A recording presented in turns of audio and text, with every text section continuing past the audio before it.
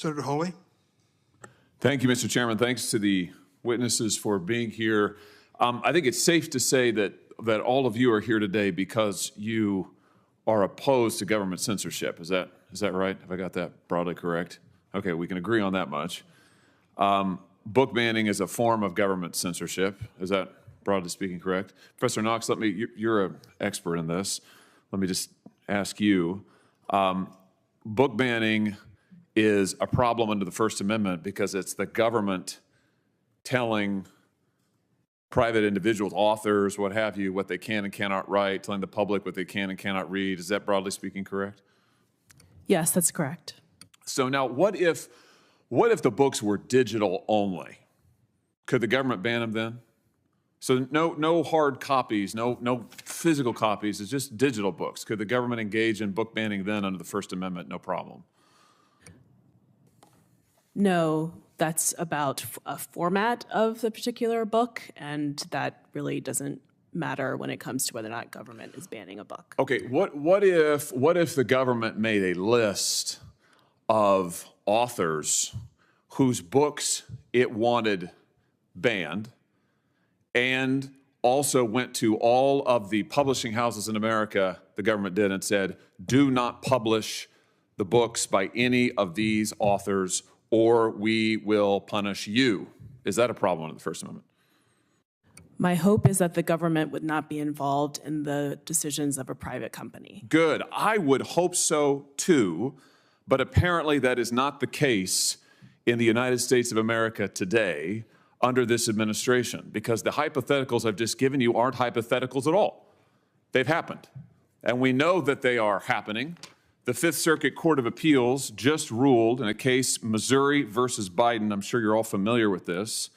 It's going to go down, I think, as a landmark case in the worst possible way in First Amendment law, because what the Court of Appeals found is that the White House, not just the federal government, but the White House, actively coerced every major social media platform in America. Let me say that again. Every major social media platform in America to ban speech that the White House did not like. What are we talking about here? Well, we're talking about speech on the COVID-19 pandemic, speech on the 2022 congressional elections, speech related to mask mandates, speech related to vaccines. What did the White House do? Well, over a period of years, they met with, on a regular basis, the leaders of social media companies and demanded that the speech they did not like be taken down. They further demanded that these same social media companies amplify the White House's speech. Amazing. So take down all of this speech that we don't like, amplify our own speech. Unbelievable. What kind of speech are we talking about? Well, for example, not just public officials, but parents. Here's an example from my state, the state of Missouri. I'm reading you from the opinion here.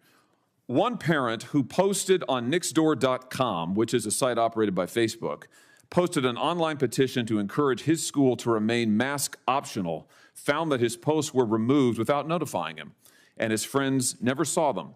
Another parent in the same school district who objected to mask mandates for school children responded to Dr. Fauci on Twitter and promptly received a warning from Twitter that his account would be banned if he did not delete the tweets criticizing Dr. Fauci's approach to mask mandates.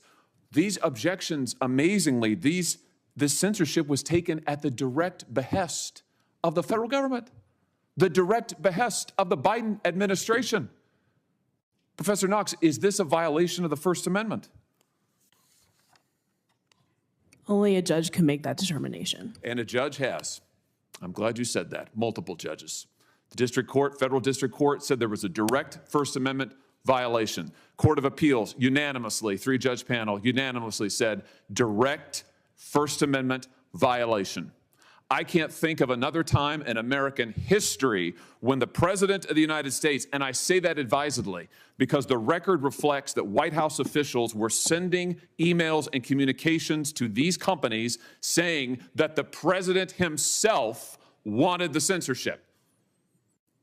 So you've got the government doing exactly what Professor Knox said is not permitted under the First Amendment, directly coercing the speech of private parties, and not just one or two authors, but parents all across the country. Unprecedented in the history of this nation. So I'm glad we're having this hearing today. I hope that we will have more like it to expose the censorship happening at the highest levels of our government. Mr. Chairman, I'd ask that this opinion, this judgment by the Fifth Circuit, Missouri versus Biden, be entered into the record in full. Without objection. I will leave it there. I know there are other Senator Kennedys here who want to ask questions, but I just want to say for the record that this kind of censorship is un-American, it is unconstitutional, and I hope it will go down as a sad chapter in American history that we can close here and now. Thank you, Mr. Chairman. Thank you, Senator Hawley. Senator Kennedy. Thank you, Mr. Chairman. I confess I'm a little confused, and I appreciate the argument or discussion that we've been having, but for me, it's a little too conceptual or, I don't know, metaphysical or theological or whatever you want to call it. I want to try to understand what you're asking us to do. Let's take two books that have been much discussed. The first one is called All Boys Aren't Blue, and I will quote from it. I put some lube on and got him on his knees, and I began to slide into him from behind. I pulled out of him and kissed him while he masturbated. He asked me to turn over while he slipped a condom on himself. This was my ass, and I was struggling to imagine someone inside me. He got on top and slowly inserted himself into me. It was the worst pain I think I have ever felt in my life. Eventually, I felt a mix of pleasure with the pain. Close quote. All Boys Aren't Blue. The second is another much discussed book. I'm sure you're familiar with it. It's called Genderqueer. Okay? Let me read an excerpt from that. Quote, I got a new strap-on harness today. I can't wait to put it on you. It will fit my favorite dildo perfectly. You're going to look so hot. I can't wait to have your cock in my mouth. I'm going to give you the blowjob of your life. Then I want you inside of me. End quote. Now, Mr. Secretary, what are you asking us to do? Are you suggesting that only librarians should decide whether the two books that I just referenced should be available to kids? Is that what you're saying? No. Okay. Tell me what you're saying. Well, first of all, there's this... Don't give me a speech. Tell me what you're asking me to do. With all due respect, Senator, the words you spoke are disturbing, especially coming out of your mouth is very disturbing. But what I would also tell you that we're not advocating for kids to read porn, to Senator Booker's point. What are you advocating for? We are advocating for parents, random parents, not to have the ability, under the guise of keeping kids safe, to try and challenge the world view of every single manner on these issues. You're getting conceptual game. I'm not getting conceptual. Well, I'm saying yes, that you are. Yes, you are. Because I want to know what you're recommending. It sounds to me like what some of you are saying, the librarians should decide who gets to see that book. I'm saying when individual parents are allowed to make a decision of where that line is, and To Kill a Mockingbird, which involves a rape scene, should that book be pulled from our libraries? I think it becomes a slippery slope. I think you ought to think about it a little bit more before you come here. I've thought about, if Senator, you're going to propose something, you ought to be able, in 30 seconds, to be able to explain what you're asking us to do. Ms. Kelly, what do you understand? Well, let me skip you for a second. Mr.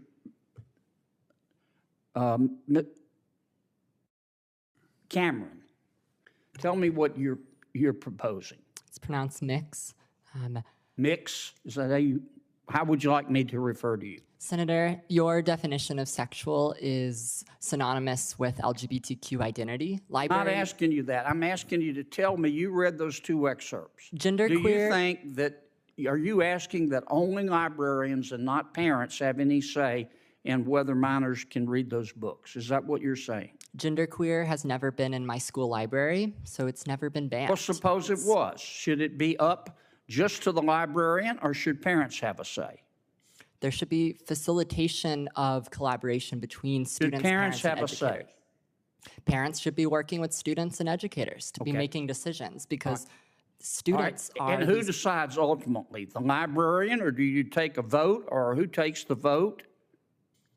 Book review committees in the community in my school district. You want a committee to decide? There are committees. Okay. Well, I'm asking you, how do we decide whether the two books that I just referenced should be available in the library? What would you, if you were running things, what would you do? All Boys Aren't Blue, the scene you mentioned, is about sexual abuse. I know what it's about. It's not What erotic. would you do in terms of making the books available? Would you say anybody can see them, or they have to be in a special session? Students who do not read books like All Boys Aren't Blue cannot learn what is appropriate. I understand that. They cannot learn. I understand, but none of you want to abuse. answer my question. You come here and you say censorship is bad, and of course it's bad. But the obvious response is, okay, you heard the books we're talking about. Okay, we're not talking about Catcher in the Rye. So tell me what you want, who gets to decide. And all I've heard is the librarians. And parents have nothing to do with it. And if that's your response, what planet did you just parachute in from? Parents, Senator. Or what country, more appropriately? This is not China. Parents, Senator, for all due respect, parents absolutely have a say. My parents were immigrants, came to this country. We never checked out books without our parents seeing what books we were reading. They encouraged us to read Mr. books. Secretary, I understand this is good for your politics back home. It's got nothing to do with my politics. My bill is Of course passed. it does. My It bill is has passed. everything to do with your politics. I'm here to. But you came here with a problem, and I'm trying to understand the solution, and you don't have one. We solved the solution. We solved the solution in Other than Illinois. to tell us that we don't agree with you, you're on the wrong. We'll be on the wrong side of history. We solved the problem in Illinois. We fixed it because we. Well, there are passed laws others that you make- could work on. Well, that's why I'm out here of to help. time. Thank I'm you, to Mr. help- Chairman. Senator Lee. I'm going to be showing a video clip in just a second, but at the outset of this, I want to make clear, I think nearly every American could agree that parents have some legitimate interest in what their child reads or is taught or otherwise exposed to about sex. I think it's very, very difficult for anyone to disagree with that. Now, that being the case, I think we need to proceed with this conversation with that backdrop and that understanding. I'm going to play a video clip right now. The video clip is from Deborah Caldwell Stone. She's the legal counsel for the American Library Association. Here's what she has to say on some of these topics that deal not with book banning, because no one here has banned any book. You can still get these books anywhere you want them. The question isn't whether to ban them. The question is whether they should be included in curriculum or in a school library. A library or a school curriculum, by definition, will be finite. There are a finite number of books that you can put in there. The question is which books should be included and which should not. Let's hear what Ms. Deborah Caldwell Stone has to say on this topic. But ultimately, we found that the thing that needs to happen most, and it needs to happen before these bills are introduced, is sustained messaging that reframes this issue, that takes it away from the idea that these are inappropriate for minors or sexually inappropriate for minors, and promote them as diverse materials and programming that are about inclusion, fairness, and the protection of everybody's right to see themselves and their families reflected in the books in the public library. Okay, so I think what we saw here right now was someone saying the quiet part out loud, acknowledging what the goal is. There is a goal here, and the goal is to sexualize children to provide minors with sexually explicit material and then hide this content from the parents. Hide it by changing the messaging, avoiding the heat by saying, no, these are not the droids you're looking for. This is not about sexually explicit content. This is about equality. This is about justice. This is about what's right and wrong. It has nothing to do with sex. Well, of course that's what someone would do if they were grooming your child, if someone were trying to sexualize your child. And make no mistake, that is what's happening. You see, there has been something that has happened in the last few years. During COVID, a lot of kids had online school, and parents were able to observe in the classroom in ways that they haven't been in the past. Observe what was being taught, how it was being taught, and it's awakened something significant among parents throughout America, and that's why you've got groups that are standing up, groups of parents, places across the country, including Utah, like Utah Parents United, the American Accountability Foundation, and Ms. Neely's group, Parents Defending Education. They're providing parents with the tools they need and the information that they desire about how best to protect their kids from inappropriate things that they may be being taught or maybe being given at the school where they spend most of the best hours of most days of the week throughout the school year every year. Now, one of the explicit excerpts read by Mr. Eden just a few minutes ago and presented to this committee is from All Boys Aren't Blue, a book available without restriction in at least one Utah junior high school, attended by children ages 13 to 15, and at least 5 Utah high schools. In 3 Utah high schools, the book was available to children over 16.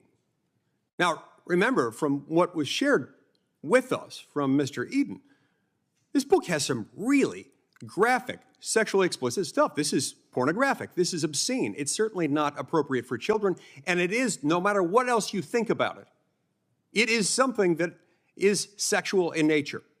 And I really do think very few, if any, American could reasonably disagree with the statement that parents have an interest in what their children are taught when it comes to sex.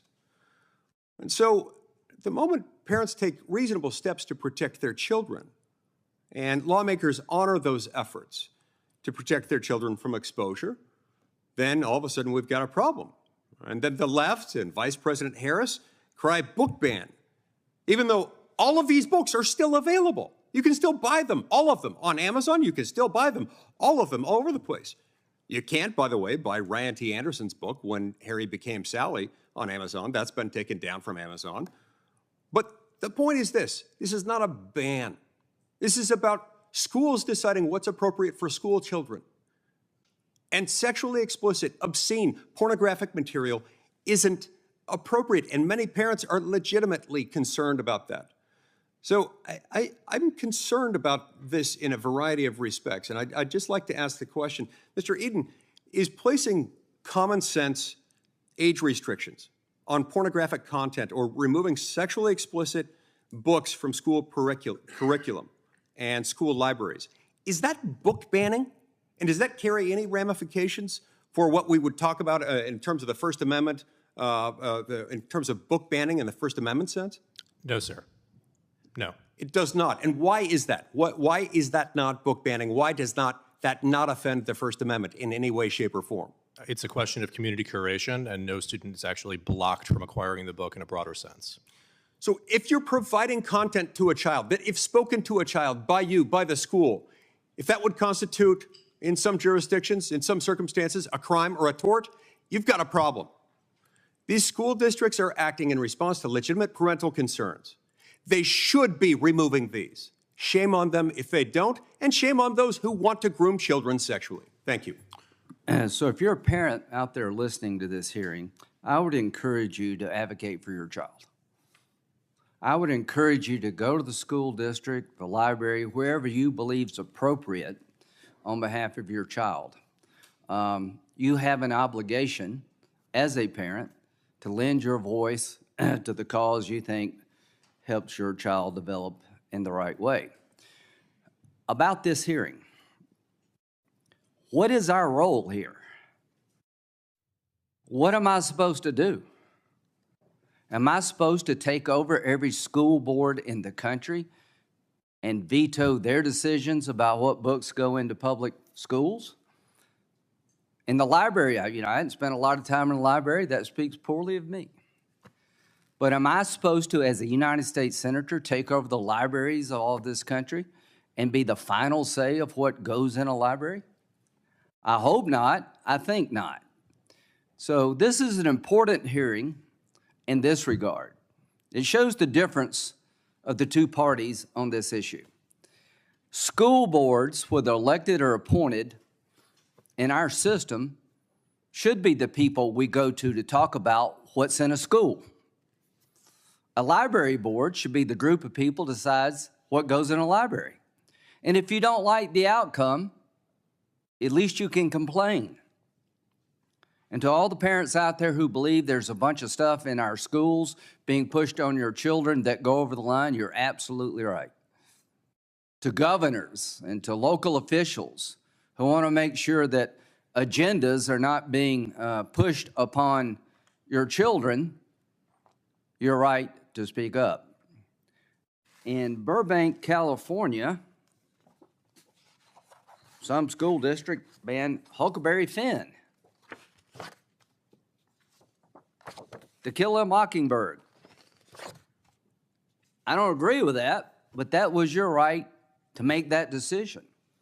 So what I want to leave with you, Mr. Chairman, is that we on this side, I think to a person, I understand what Senator Cornyn is saying, but he'll speak for himself in a minute.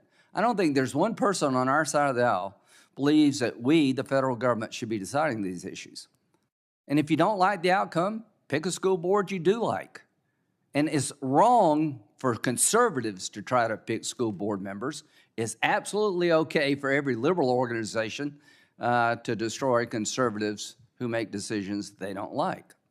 So we're not buying this. We're not going to be intimidated.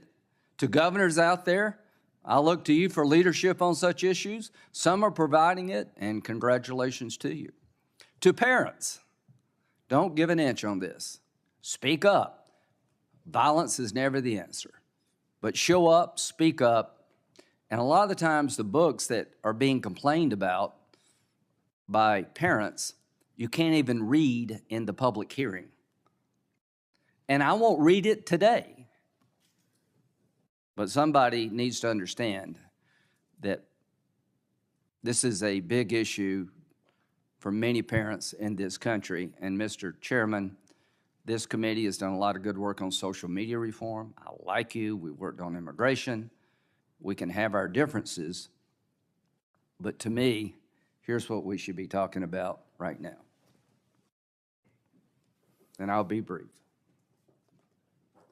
As we talk about the federal government's role in deciding what goes in a library or a school, there's been 347% increase in illegal crossings since 2020. 183,000 people came over legally in July. We've had 146 people on the terrorist watch list. In FY22, which is about 2.4 million came across. Since President Biden's been president, 5.5 million people have come across illegally. That's bigger than the state of South Carolina.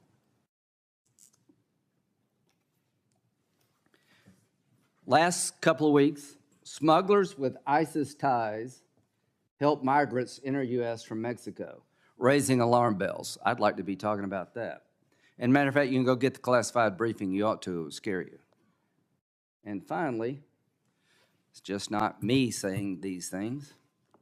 New York City, the mayor, is at capacity. We have no more room in the city and we need help. This is a national crisis that begs for a national response since day one. The migrant crisis will destroy New York City. New York City will experience a financial tsunami. The mayor's right.